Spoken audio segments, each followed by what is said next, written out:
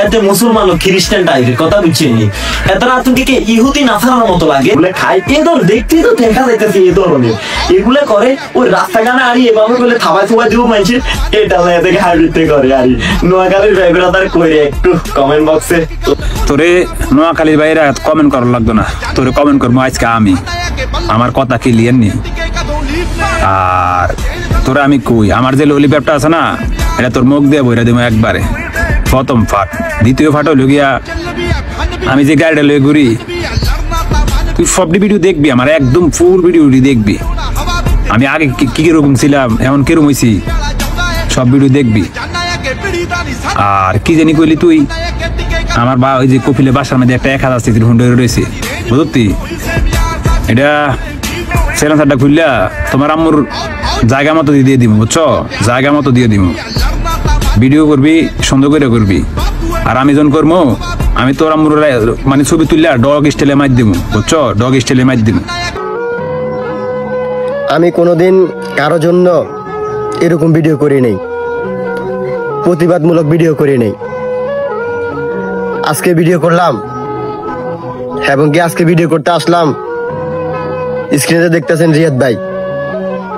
রিয়াদ ভাইয়ের জন্য আপনারা সবাই জানেন যে রিয়াদ ভাইয়ের বাবা নেই তারপরে ওই কুমিল্লার এই কুলাঙ্গার কিভাবে তার মাকে এভাবে গালিগালাজ করলো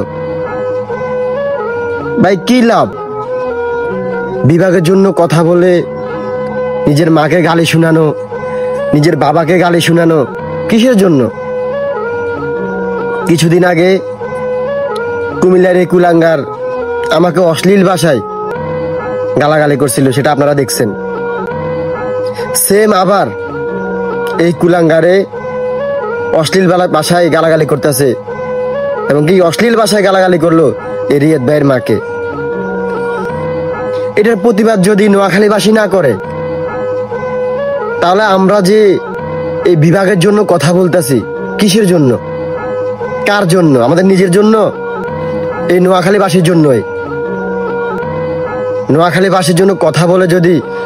নিজের বাবাকে গালি শোনাতে হয় নিজের মাকে গালি শোনাতে হয়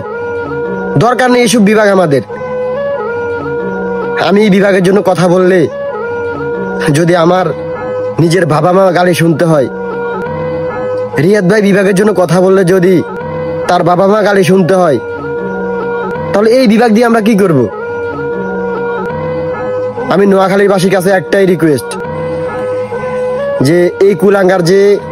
আমাকে এরকম অশ্লীল ভাষায় গালাগালি করেছে এবং কি আমার রিয়াদ ভাইকে এরকম অশ্লীল ভাষায় গালাগালি করছে আমি এটার প্রতিবাদ চাই আমি এটার তীব্র প্রতিবাদ চাই